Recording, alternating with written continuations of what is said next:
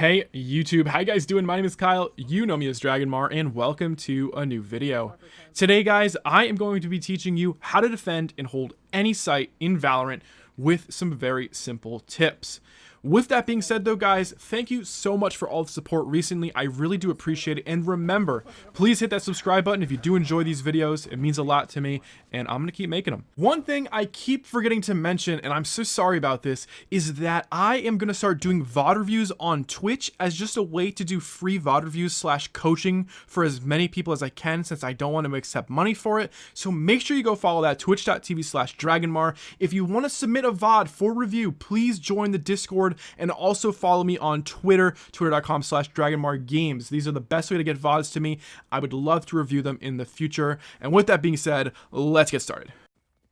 Now, the very first tip I have to defending any bomb site in Valorant is to delay pushes. Now, what you're probably thinking is, okay, I understand like the need to delay, but maybe how do I do it effectively? Well, there's a few ways to delay pushes, and one of those is to use your utility, things like smokes, and in particular, things that do damage like mollies, to block the paths towards these bomb sites so that the enemy cannot get through effectively.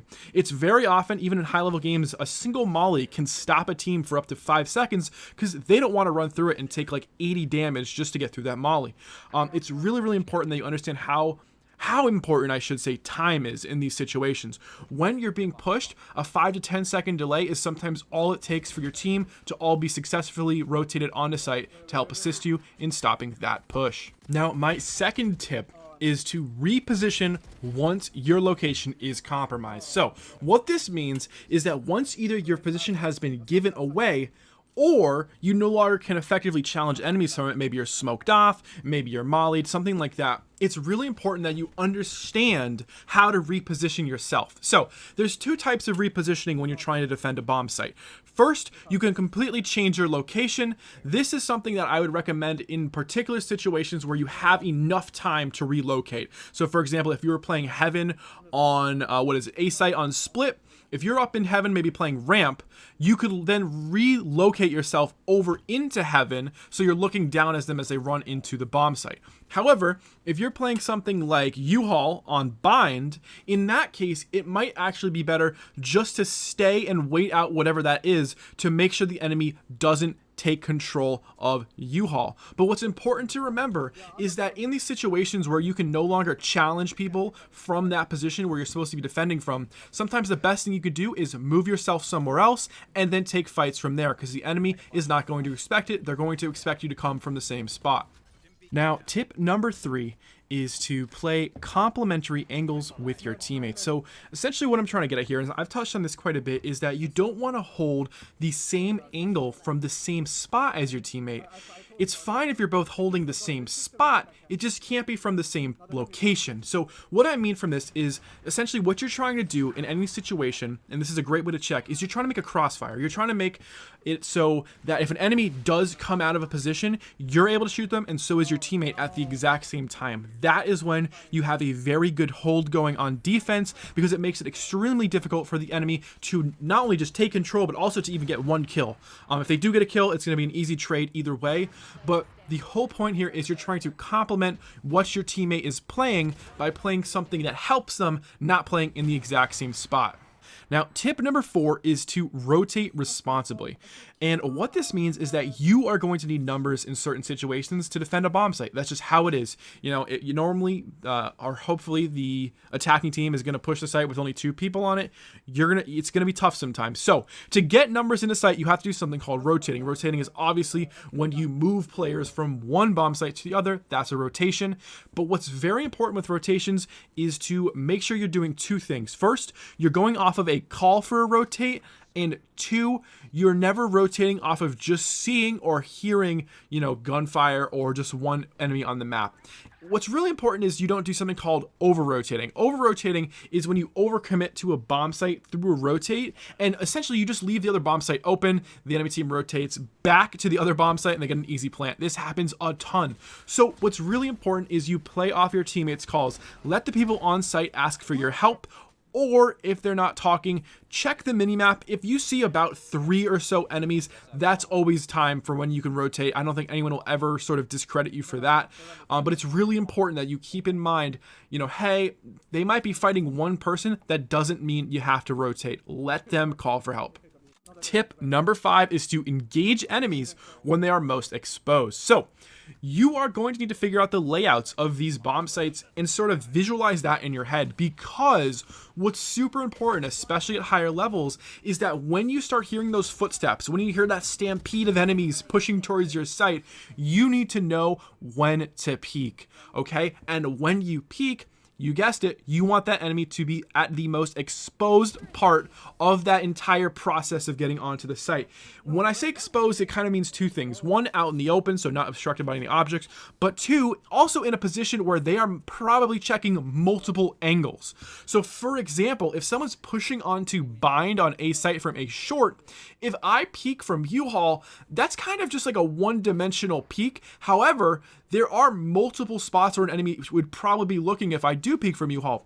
But if I peek from site by boxes or APC, there's a lot more spots where they're looking, including heaven, showers, things like that. So as you can see, depending on where you peek from, these guys are worried about way more angles, and that's what it means to peek someone when they're overexposed. It's when they're not expecting it, when their crosshair is probably somewhere where you're not. And another thing I want to say about this is that this is really, really an important part of dealing with rushes, because the timing of your peek is often the difference between sort of an instant death and sometimes getting 2 and 3 kills. So it's really important you understand where the enemy is so that your peek can come at the perfect time.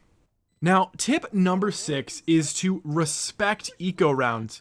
Play back. Okay, you're probably reading this and you're like, no, I can kill them all. You know what I mean? But no, really, you can't. You can't. Trust me, you can't. Okay? I just almost lost so many eco rounds in this immortal game you're watching. It's ridiculous. But what I want to say about this is that it's really important that you understand when you have a gun advantage, you want to keep it. Use the weapons to their strengths. If you're rocking ops and vandals and phantoms, play back. Why are you playing these one and done locations where you are going to just get shortied to death by two people? So what's really important, and what I'm trying to get at in this tip here, is that when you are playing against an eco round, so a save round for the enemy, when they're using pistols or maybe just like some SMGs with light armor, you want to play at range if possible. Now, this doesn't mean you can't play in close locations, like in, for example, in C Garage on Haven. If you want to play window, fine. Just don't play up against the doors, because there's a huge difference. One is one and done. The other, there's some range and you can get to cover pretty easily. So it's very, very important on these eco rounds, not only that you stay alive so you can keep your weapon, but also so that you're making sure you're not just throwing away what should be an easy round win. Tip number 7 is to stop initiating contact with rushes. So this is a timing thing. This kind of plays off tip number 5. But what I have found to work in a lot of my games is that I have stopped peeking the rushes first and let contact come to me. So the quickest way to lose against a rush, even on an eco round, is to peek first and just get obliterated by a bunch of classics, right? That's never fun. So the first step in these situations is to at least call out the rush to your teammate. Make sure your teams know, okay, the entire team is about barreling down towards me on this bomb site. I need some help. Second, you want to stay alive as long as you can on these rushes, right? You want to defend the position you're in the best you can, and if you just peek, that's an easy way not only to throw away a gun, but also your life. Third, you want to let that enemy come to you. And what I mean by this is, in my last video, I talked about crosshair placement. With proper crosshair placement, an enemy is going to come around that corner to you and just line up for a headshot. Trust me, it happens. Give it a shot. So the reason that I'm telling you to stop initiating contact is because you want to stay alive as long as you can. That's a big theme with defending and holding bomb sites, is staying alive, allowing your team to come in, apply pressure, then allowing you to peek. That's a huge theme over defending any bomb site, is you need your team in a lot of these situations to play off of. So When it comes to these rushes, guys, I highly suggest you look for a slightly more defensive approach, make sure your team's aware of it, and then wait for that contact to come to you and start getting those free headshots as they turn the corner. Now, tip number 8 is all about getting a little bit more aggressive. Now, it's really important you are smart about this. However, like I said in tip number 7, you shouldn't be initiating contact with rushes. But if your team has already made contact, I like what I'm about to say to you, and that's the flash out of smokes. So, as a Brimstone main myself, I have fallen victim to a Phoenix flash out of smokes many times, and it is highly effective even at high levels of play. If you play someone like a Reyna or Breach or a Phoenix, it is very easy to just stand inside of an enemy smoke and flash out and then peek. So the reason you want to do this and the situations where this worked best is when the enemy thinks that they have site control, and when your team is applying good pressure to the enemy. You want the focus to be off of where your smoke is when you peek. Now, this is a lot to kind of take in. It's not as simple as just standing in a smoke and throwing a flash and running out. There is some nuance to it. If your team can just be a distraction for you while you do it, that works as well. But there are some big plays to be made from flashing out of smokes. And if you don't know why, it's because when you're in a smoke and you flash out, the flash does not affect you as long as you're still inside the smoke. So be responsible with this, but this is a very strong way to defend bomb sites that are getting smoked off like crazy, especially when you peek with teammates. If you can coordinate a teammate to come into that smoke with you and peek out, you are going to have some very fun rounds where you are mowing down enemy teams. Now, tip number 9 is all about knowing when to give up. Now, I'm not talking about the round, I'm talking about the bomb site. This is knowing when to fall off site and playing for what's called a retake. So, in a lot of situations, you are going to be overwhelmed by the enemy. This happens a lot if you play on short towards A, or some people call it sewers on the map Haven. Sometimes the enemy team is just barreling down at you. Now, what you want to remember here is if you do get one kill, sometimes that's all you need to turn that round in your favor.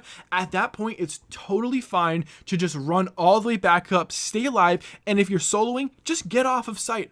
Let them have sight, let them get the plant, and then start going for a retake. It's sort of hard for me to give you all of the situations where a retake makes sense, but I just want people to understand that this is absolutely an option. If, for example, you are in a situation where your team is up on numbers, maybe you're a 5-on-3, and the enemy team starts rushing towards your bomb site, for some reason you were left alone, it's a 3-on-1. I don't like your odds, do you? Right. So what can you do? You can fall off site, maybe delay as much as you can with any utility you have left, fall off site, stay alive, this is key, and wait for your team to come back you up. You have a 5v3 retake. I like your odds there a lot better. But as you can see, what I'm trying to get at, once again, is staying alive and is such an important part of playing defense. That's why when enemies get aggressive on defense and die, normally those rounds are lost almost instantly, right? It's so much more important for defenders to stay alive in comparison with attackers.